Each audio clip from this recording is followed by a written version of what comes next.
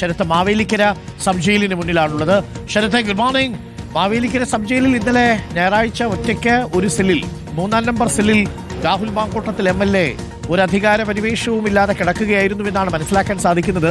രാത്രിയിൽ ചപ്പാത്തിയും തോരനും രസവും മറ്റോ ആയിരുന്നു എന്നും കേൾക്കുന്നു.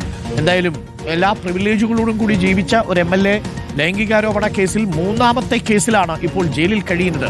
ജയിലിൽ എങ്ങനെയായിരുന്നു ഇന്നലത്തെ ഒരു വാസം? എന്തെങ്കിലും വിവരങ്ങളുണ്ടോ ശരത്? Good morning.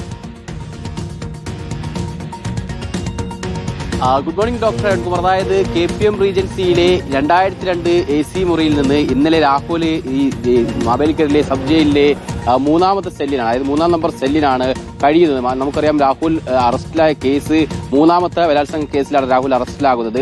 അങ്ങനെ ഒരു യാദൃശ്ചികത കൂടിയുണ്ട് ഈ കേസിൽ. ഇതിലെന്തായാലും സബ് ജയിലിലെ 3-ാമത്തെ സെല്ലിൽ രാഹുൽ തുടരുകയാണ്. MLA എന്ന പരിഗണന കൂടിയുള്ളതിന്റെ അടിസ്ഥാനത്തിൽ ഒറ്റയ്ക്കൊരു സെല്ലിലാണ് രാഹുൽ നിലവിൽ കഴിയുന്നത്. ഇന്നലെ പറയുന്നത് പോലെ ചപ്പാത്തിയും ചോറും തോരനും ഒക്കെ ആയിരുന്നു ഇവിടെ ഉണ്ടായിരുന്നത്, രസവുമായിരുന്നു ഇന്നലെ രാത്രി ഭക്ഷണമായി ഉണ്ടായിരുന്നത്. ഇന്നിപ്പോൾ ഉപ്പുമാവും കടലക്കറിയുമാണ് രാവിലത്തെ ഭക്ഷണം. എന്തായാലും രാഹുൽ ഈ ജയിലിൽ നിന്ന് തുടരുന്നുണ്ട്. നിലവിൽ ജയിൽ മാറ്റമടക്കം രാഹുൽ ചോദിച്ചിട്ടുണ്ട്. കാരണം തിരുവനന്തപുരത്തേക്ക് അടക്കം മാറണമെന്നൊരു ആവശ്യം മുന്നോട്ട് വെച്ചിട്ടുണ്ട്. അതുകൊണ്ട് തന്നെ മാത്രമല്ല, ഇവിടെ ചില സൗകര്യ കുറവുമുണ്ട്. ചില നിർമ്മാണ പ്രവർത്തനങ്ങളൊക്കെ നടക്കുന്ന പ്രശ്നങ്ങളുള്ളതുകൊണ്ട് തന്നെ ഇവിടെ നിന്ന് മാറണമെന്നൊരു ആവശ്യം സൂപ്രണ്ട് കൂടി മുന്നോട്ട് വെച്ചിട്ടുണ്ട് എന്നുള്ളതാണ് മനസ്സിലാക്കുന്നത്. എന്തായാലും ജയിൽ മാറ്റത്തിന് സാധ്യതയുണ്ട്. നിലവിൽ എന്തായാലും ഇന്നിപ്പോൾ എന്തായാലും രാഹുൽ ഉള്ളത് ഈ സബ് ജയിലിലാണ്. ഇന്നലെ ഈ വരുന്ന വഴിക്ക് ഉടനീളം വലിയ പ്രതിഷേധങ്ങൾ നമ്മൾ കണ്ടതാണ്.